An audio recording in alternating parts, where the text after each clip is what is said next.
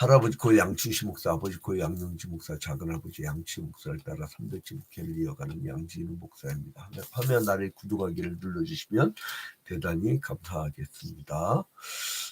여러분, 최근에 대한민국이 아주 격동기를 맞이하고 있어요.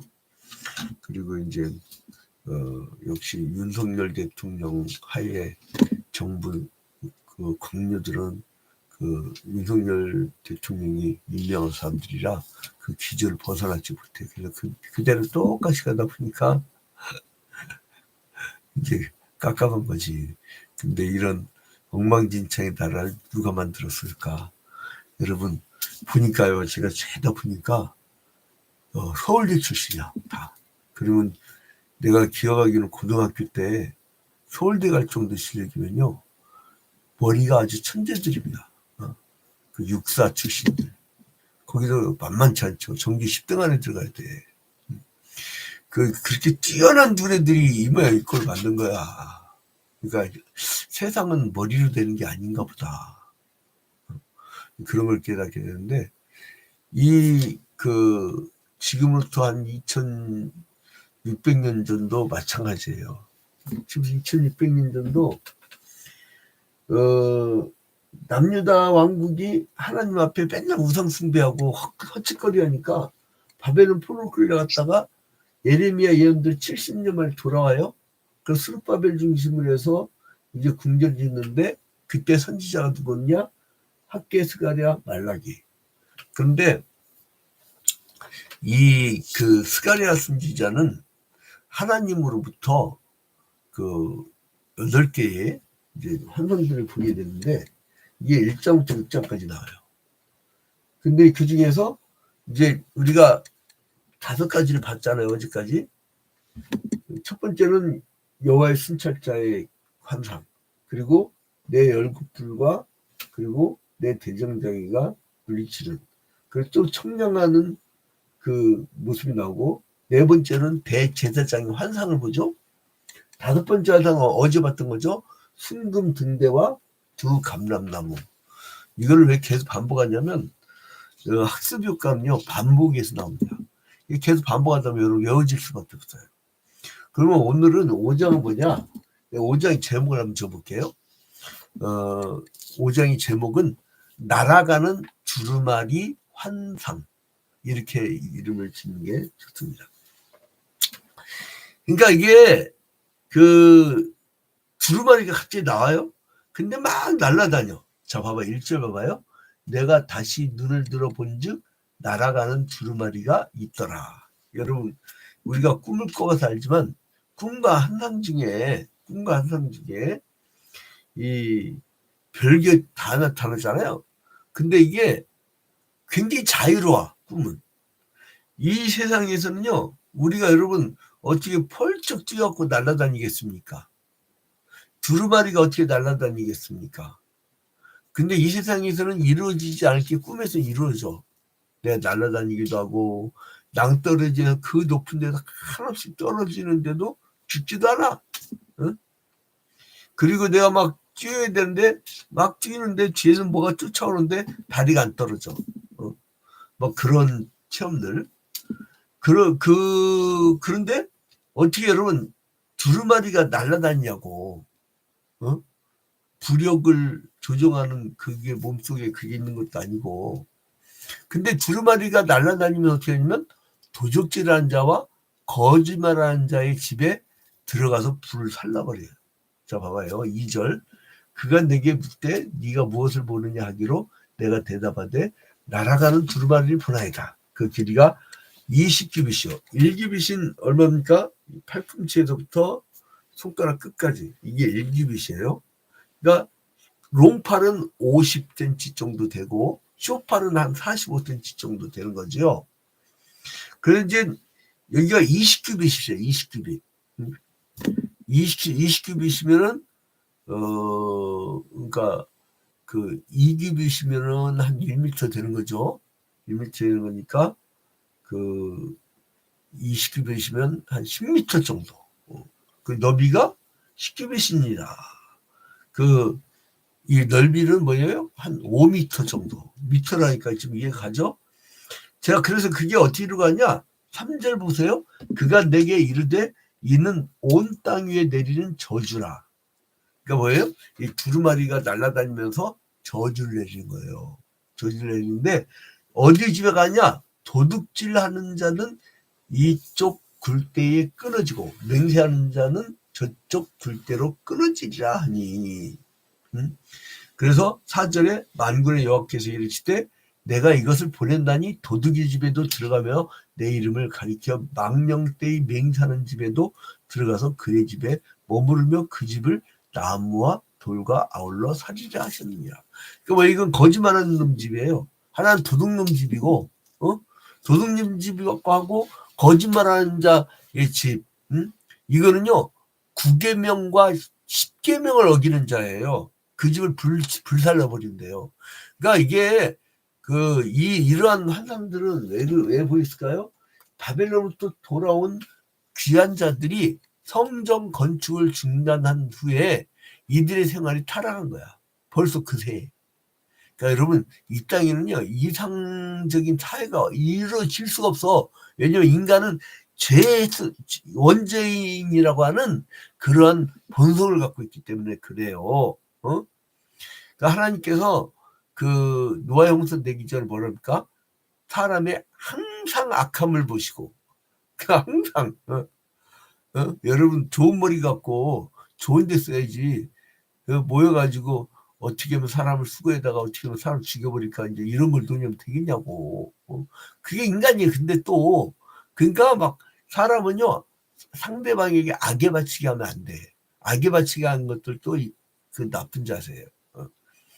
자 그래서 아무튼 이들의 생활이 타락되고 악해졌어요.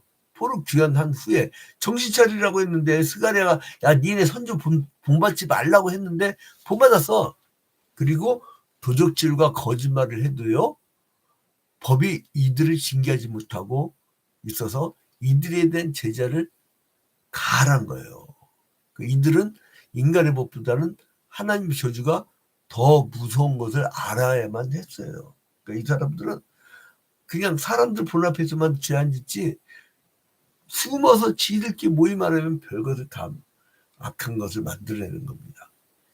근데 이제 그래서 그런 9계명과 10계명을 어기는 사람의 집에 들어가서 저렇게 처벌한다고 하시면서 뭐라 하면은 이제 5절부터 보면요 11절까지 에바 가운데의 여인에 대해서 나옵니다. 자 5절에 보니까 내게 말하는 천사가 나와 이르되 내게 이르되 너는 눈을 들어 나오는 이것이 무엇인가 보라 하기로 내가 묻게 이것이 무엇인가 하니 그가 이르되 나오는 이것이 에바이니라 하시고 또 이르되 온 땅에서 그들의 모양이 이러하니라. 그러니까 에바 속에 여인을 놓고 나무로 바구니를 막고 신할평지 즉 그 바벨론에다가 옮겨놔요. 이렇게 바벨론에다가. 그러니까 예바는 뭐냐면 여러분 여신 아스타롯이 있어요. 가나안 땅에. 여신 아스타롯을 상징하는 거예요. 그러니까 그 예바는 여신 아스타롯을 상징하는 거예요. 그래서 이제 이스라엘의 우상 섬김의 분량을 이렇게 재는 바구니 속에 에바에 그 양이 차게 되면은 하나님께서 그 우상 섬기는 것을 바벨론에 다시 옮겨버리겠다 이거예요. 즉 하나님 심판을 의미하는 거예요. 간단히 얘기하면.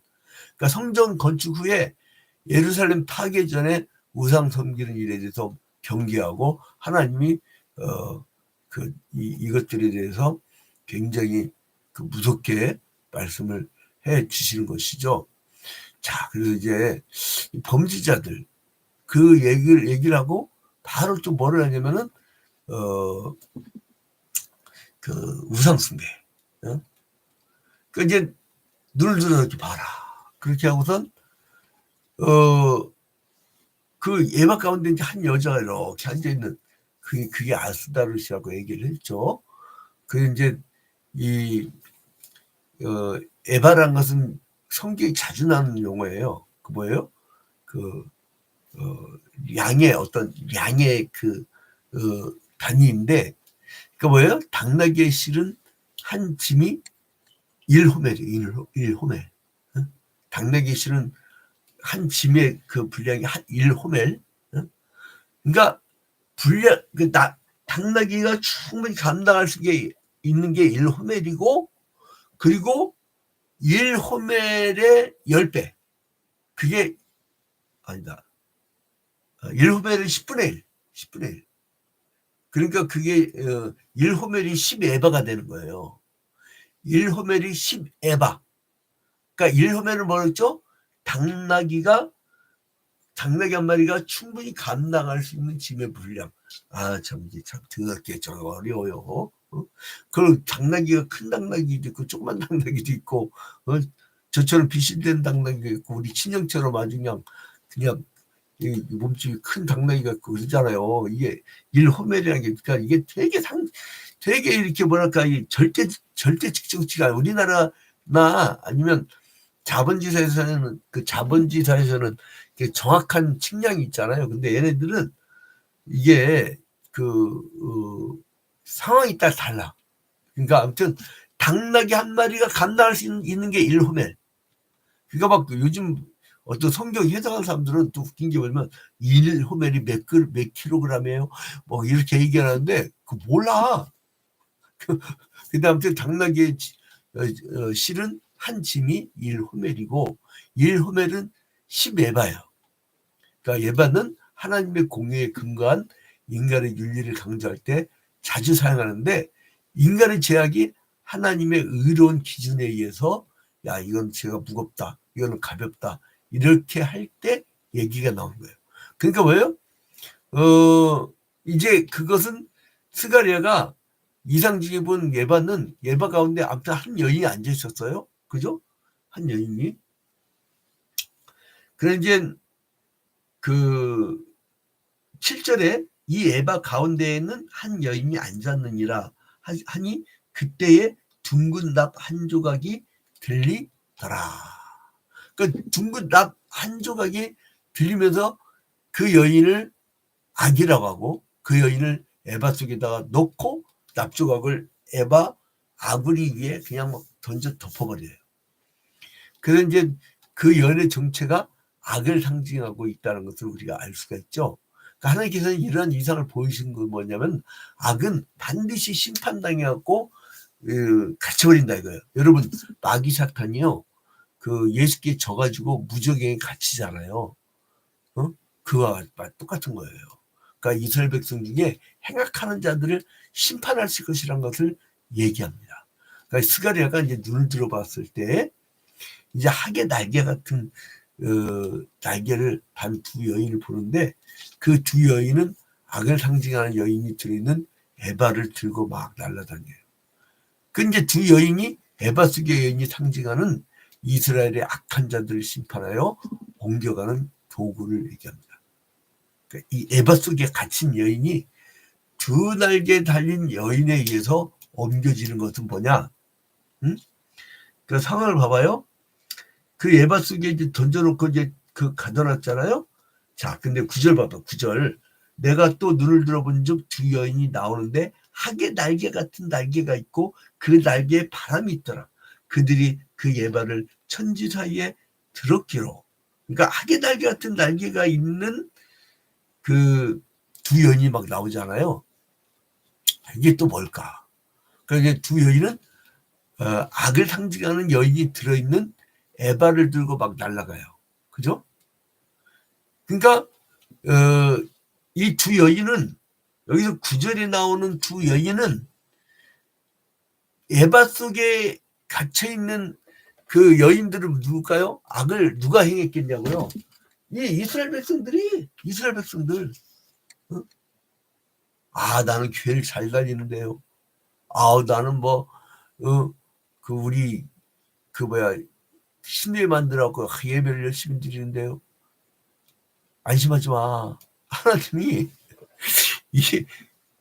에바 속에 갇힌 그 사람들을 이스라엘의 악한 자들이란 거예요. 그러니까 여러분, 사업을 할 때도, 사회에서 생활을 할 때도, 국가 민족을 위해서 정치를 할 때도 여러분 성경대로 하세요. 성경대로. 기준이 분명하잖아. 성경대로 않게 되면 어떻게 되면 하나님이 심판해버려.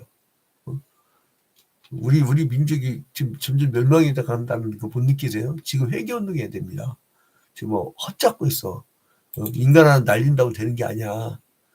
온 민족이 다 회개기도해야 돼요. 아무튼 에바스게 같은 여인이 드날개 달린 여인들에 의해서 옮겨지는 것은 하나님께서 이스라엘 백성 중에 악한 행위를 하는 자들은 심판하셔서 가나안 땅에서 옮기는 것을 밖에다 버려버리는 것을 나타내고 있는 거예요. 그래서 실제로 하나님께서는 이스라엘 백성이 범죄할 때 그들을 가나안 땅에서 하나님이 주시기로 한 약속의 땅에서 먼 이방의 땅으로 옮겨버리는 거예요. 그게 이제 심판을 하는 거죠. 그럼 어디까지 가느냐 봐봐요. 11절이니까 그가 내게 이르되 그들이 신할 땅으로 가서 그것을 위하여 집을 지으려 하니라. 신할 땅까지. 스갈 선지자 악을 상징하는 여인이 들어있는 에바가 어디까지 옮겨지는지 천한테 물어보니까 신할 땅까지. 신할 땅은 어디예요? 신할 땅은 바벨론이 위치하는 곳이에요. 바벨론. 그러니까 보통 그 악한 자들에 대해서 얘기할 때는 바벨론의 음녀라고 얘기했잖아요. 바벨론의 음녀. 그래서 인간이 하나님을 대적하여서 바벨탑을 세우던 곳이기도 해요. 신할 평지 거기에 바벨탑 세우잖아요. 그러니까 하나님 대적했던 역사를 가졌던 곳이에요. 그러니까 이스라엘 백성이 하나님 언약을 어겨서 범죄를 하잖아요. 그러면 이방인 취급받고 버려버리는 거예요, 하나님이. 그러니까 그만큼 하나님은 죄를 싫어하십니다. 그러니까 오늘 하루도 거룩하게 경건하게 사는 하루가 되기를 주님의 이름으로 축원드립니다.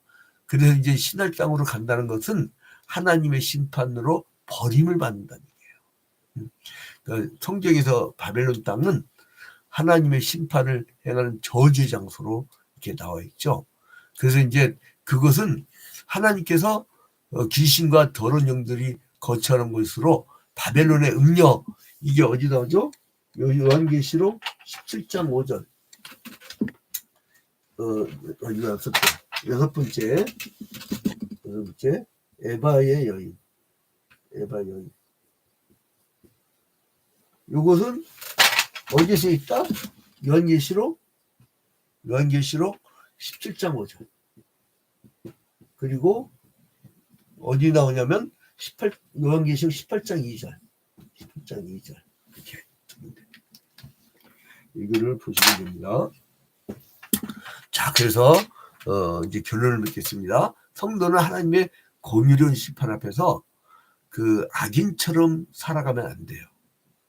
그러니까 아픈 거룩하고 교회는 잘 나가는데 밖에 나가고는 그 외국인 노동자들 괴롭히다든가, 그 얼마 전에 그 기독교 집안 사람 장모 씨, 정치계에서 한참 날리는 사람, 그 비서 얼마나 불쌍합니까? 돈 벌어온 거 아니에요. 그런 애들 왜 걷느냐고. 지 마누라한테만 잘하지. 그러니까 그거예요. 그러니까 사람은 이 신실해야 돼. 신앙이 신실해야 돼. 그래 사람들이 그걸 보고 하나님을 믿지. 자, 아무튼 악인이 땅에서 뽑힘을 당해서 모든 악인이 의인과 함께 거지 못할 날이 반드시 와요. 분리를 시켜버려요. 여러분 마태복음 25장에 보면 예수께서 이 땅에 재림하실 때 어떻게 해요? 한편은 염소, 한편은 양. 그래서 이제 오른쪽에 양과 왼쪽에 염소를 심판하시잖아요. 나눠버리잖아요. 나누게 됩니다. 우리가 왜 자꾸 믿음 생활 속으로 들어오죠? 이 시간을 분리하는 거예요, 세상과. 왜 주일날 우리가 구배해서 하루 종일 주일 성수를 하죠? 세상과 분리시켜버리는 거예요. 분리. 왜냐면 마지막 날 하나님 분리시켜버릴 거니까. 여러분 그 더러운 놈들 데리고 천국 가봐요. 그 천국이 뭐가 되나. 그래서 여러분 반드시 분리할 날이 옵니다. 그래서 우리는 의의 길을 끝까지 걸어가야 됩니다. 악인이 한때는 흥황하는 지보지만요. 그 권력 얼마 가지도 못해. 그 권력 쥐었을 때 덕을 베풀어야지. 그냥 반대파 싹 다 죽여버릴 생각하면 되겠죠 그게. 아무튼 그 의인의 길은 형통하고 악인의 길은 망하게 된다는 것을 결론을 맺으면서 스갈의 오정은 맞춰지게 됩니다. 자, 여러분 오늘 오늘 하루도 꿋꿋하게 거룩한 길, 경건자의 길로 걸어가는, 마치 철로 역정에 그 존 버년의 철로 역정에 나오는 그 순례자가 온갖 유혹을 다 이겨내고 나그네 길을 잘 마치고 저 영원한 안식의 나라로 가는 것처럼 우리도 그렇게 승리하는 여러분 되시기를 주님의 이름으로 축원드립니다.